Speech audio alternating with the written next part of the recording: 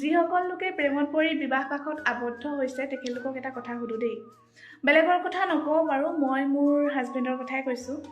যেতিয়া মই বিয়াৰ আগত মানুহজনৰ লগত ৰিলেশ্যনশ্বিপত আছিলোঁ, বয়ফ্ৰেণ্ড বুলিয়ে কৈছোঁ আৰু দেই, যেতিয়া ৰিলেশ্যনশ্বিপত আছিলোঁ তেতিয়া মানে এনি টাইম ফোন 24 ঘণ্টাই ফোন বুলি ক'লেও বেয়া নহয়।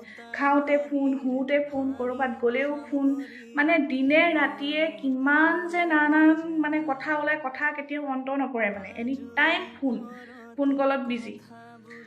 আৰু এতিয়া বিয়াৰ পিছত কি ক'ম আৰু, মানে বিয়াৰ পিছত এতিয়া মই যদি মানুহজনক ফোন কৰোঁ বা ডিউটিত আছে কিবা এটা খালানে নাই, ভাত খালানে নাই সুধিবলৈ যদি ফোন কল এটাও কৰোঁ, এবাৰততো ফোনটো ৰিচিভ কৰিব নোৱাৰে, 3-4 বাৰৰ পিছতো মানে ফোনটো পটককৈ ৰিচিভ কৰিব নোৱাৰে।